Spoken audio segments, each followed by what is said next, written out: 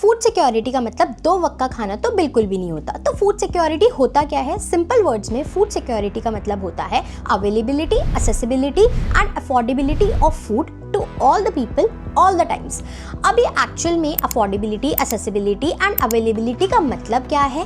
कौन कौन लोग जो है वो फूड इनसिक्योर है, और बफर स्टॉक क्या होता है, पीडीएस क्या होता है, राशनिंग सिस्टम क्या होता है, कितने टाइप के राशन कार्ड्स होते हैं, ये सारी चीज़ें ना इस वीडियो के अंदर आपको बहुत ही अच्छे से क्लियर होने वाली है, सिर्फ 10 से 12 मिनट में। तो इस वीडियो को बिना स्किप करे एंड तक देख लेना, पूरा चैप्टर आपका अच्छे से रिवाइज हो जाएगा। Hi, I am Priya Madan and ये मेरा नया यूट्यूब चैनल है, इसमें मैं आपको इकोनॉमिक्स पढ़ाना स्टार्ट कर रही हूँ। फूड सिक्योरिटी को अच्छे से समझने के लिए सबसे पहले इसके 3 डायमेंशन को समझो। सबसे पहला होता है अवेलेबिलिटी, दैट मीन्स खाना अवेलेबल होना चाहिए। अवेलेबल कैसे करवा सकते हैं हम? फूड के इंपोर्ट्स करवा सकते हैं, फूड की प्रोडक्शन बढ़ा सकते हैं, या फिर उसके स्टॉक्स रख सकते हैं ग्रेनरीज के अंदर। नंबर 2 होता है आपका एक्सेसिबिलिटी, दैट मीन्स खाना जो है लोगों की रीच तक होना चाहिए। ऐसा नहीं कि कुछ डिस्ट्रिक्ट तक खाना पहुंच रहा है, कुछ डिस्ट्रिक्ट तक नहीं पहुंच पा रहा। Number 2 is accessibility. Number 3 is affordability, that means लोगों के पास इतना पैसा होना चाहिए कि वो सेफ एंड न्यूट्रिशियस फूड को अफोर्ड कर सके और अपनी डाइटरी नीड्स को पूरा कर सके। तो ये थे 3 dimension, accessibility, affordability and availability of food security.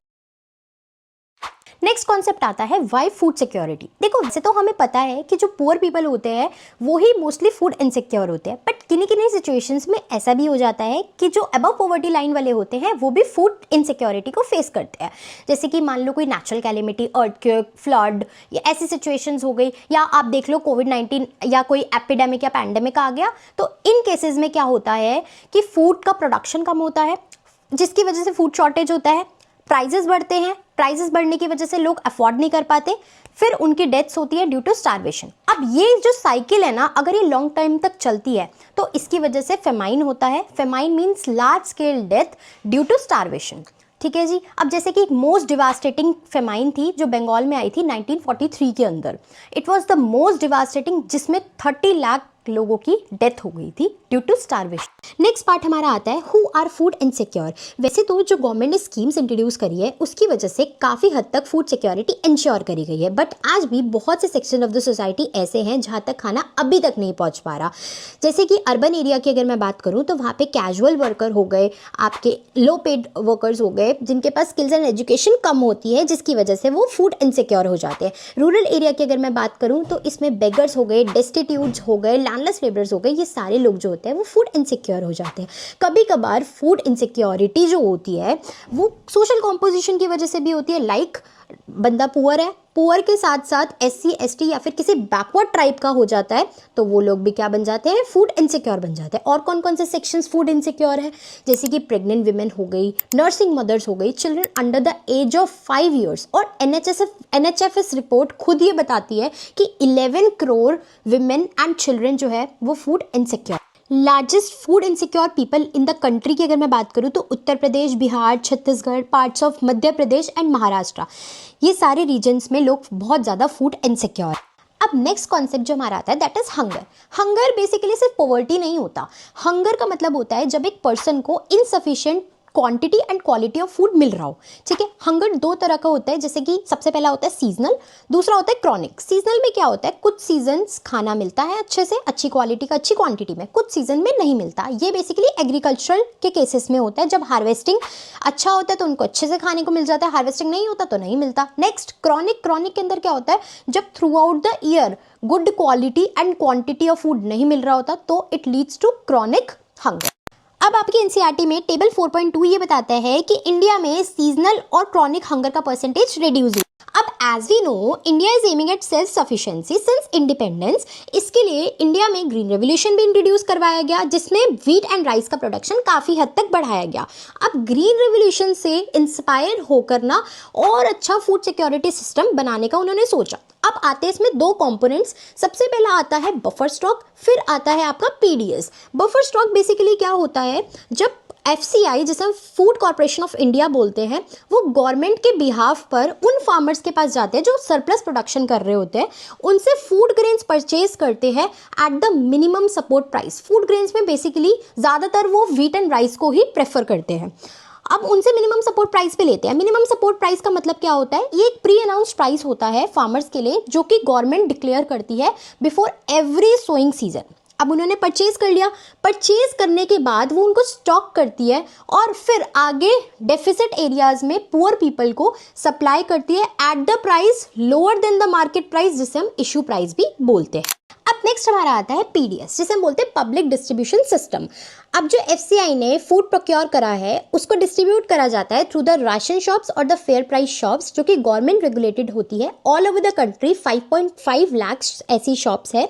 अब इसमें क्या होता है, फैमिलीज आ सकती है, अपने राशन कार्ड दिखा सकती है, उसके अकॉर्डिंग हर मंथ का राशन लेके जा सकती है। Like 5 kg sugar, 5 kg kerosene and 35 kg of grains लेके जा सकती है। अब राशन कार्ड्स भी ना 3 तरह के होते हैं, Antyodaya card for the poorest of the poor और बीपीएल एंड एपीएल कार्ड। अब नेक्स्ट है introduction of rationing system. India में राशनिंग सिस्टम 1940 में इंट्रोड्यूस करा गया था, फिर उसको रिवाइव करा गया था 1960 में, क्योंकि उस टाइम पे फूड शॉर्टेज था, बिल्कुल ग्रीन रेवोल्यूशन से थोड़ा सा पहले। फिर नेक्स्ट हमारा टॉपिक आता है current status of public distribution system, जिसमें आप टेबल 4.3 देखेंगे।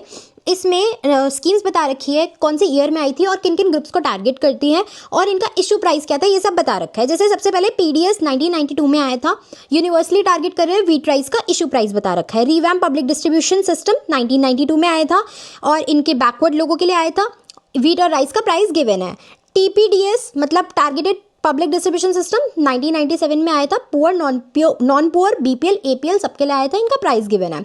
फिर था अंत्योदय अन्ना योजना 2002 में आई थी, पुअरेस्ट ऑफ द पुअर के लिए आई थी, इशू प्राइस गिवन है। फिर था अन्नपूर्णा स्कीम 2000 के ईयर में आई थी, इंडिजन सीनियर सिटीजन के लिए आई थी, इसमें फ्री में दिया। अब नेक्स्ट आते हैं एडवांटेजेस ऑफ पीडीएस। प्राइस में स्टेबिलिटी लेकर आया, इनकम बढ़ी, फार्मर्स ने प्रोडक्शन ज़्यादा करनी स्टार्ट करी, हंगर या फेमाइन जैसे सिचुएशन कम हुई और अफोर्डेबल बनाया फूड को, एसेसेबल बनाया एंड अवेलेबल बनाया। अब बढ़ती हुई पॉवर्टी की सिचुएशन को देखते हुए एनएसएसओ ने मिड 1970s में 3 इंपॉर्टेंट इंटरवेंशन प्रोग्राम्स बताए थे। नंबर 1 जो एग्जिस्टिंग पीडीएस है उसको स्ट्रेंथन करने की बात करी गई थी। Number 2 integrated child development services की बात करी गई थी for the development of the children. Number 3 food for work, जिसे 1977 से 78 में इंट्रोड्यूस करा गया था, जिसमें बोला गया था कि लोगों को काम देना है, क्योंकि अगर वो एम्प्लॉयड होंगे तो वो फूड को अफोर्ड कर पाएंगे। फिर कुछ employment generation programmes plus food elevation programmes साथ में चल रहे थे, जिससे फूड सिक्योरिटी को इंश्योर करा गया था। जैसे एक एक्ट भी था, नेशनल फूड सिक्योरिटी एक्ट 2013। अब despite of the advantages of PDS there were many challenges as well. जैसे गोडाउन्स ओवरफ्लो होने लग गया ग्रेन से, खाना खराब होने लग गया, रैट्स उन्हें खा लेते थे, वेस्टेज हो रही थी, प्लस स्टोरेज कॉस्ट बढ़ रही थी। बट इस सब के बावजूद भी ना अभी तक बहुत से सेक्शन ऑफ द सोसाइटी तक खाना नहीं पहुंच पा रहा था। Number 2 farmer shift in cropping pattern. Farmers के क्रॉपिंग पैटर्न में बदलाव आ रहा था। अब वो व्हीट एंड राइस की प्रोडक्शन को ज़्यादा प्रेफरेंस देते हैं मिनिमम सपोर्ट प्राइस के चलते, और राइस की प्रोडक्शन के लिए चाहिए होता है बहुत ज़्यादा पानी। ओवर यूटिलाइजेशन हो रहा था रिसोर्सेज का, जिसकी वजह से एनवायरनमेंट पे इम्पैक्ट पड़ रहा था। नंबर 3 पीडीएस डीलर जो थे वो माल प्रैक्टिसेस में इन्वॉल्व हो गए थे। वो क्या करते थे, ग्रेन्स को ना ओपन मार्केट में सेल कर देते थे to get good margins. Now इस चैप्टर का लास्ट सेक्शन है रोल ऑफ कॉपरेटिव्स। कॉपरेटिव्स ने भी बहुत अच्छा रोल प्ले करा। उन्होंने शॉप सेटअप करी जहाँ पे वो पुअर पीपल को लो प्राइस गुड सेल करते थे। Amul, Mother Dairy, Maharashtra Academy of Development Science are the examples of cooperatives. इसी के साथ ये चैप्टर का रिवीजन हो जाता है पूरी तरीके से ख़त्म। मुझे कमेंट सेक्शन में बताना कि आपको रिवीजन कैसा लगा, और नोट्स के लिए इंस्टाग्राम आईडी मेंशन कर रही हूँ, वहाँ पे फॉलो कर लेना, वहाँ पे मैं आपको नोट्स शेयर कर दूंगी। मिलते हैं हम नेक्स्ट वीडियो में, तब तक के लिए बाय बाय, टेक केयर।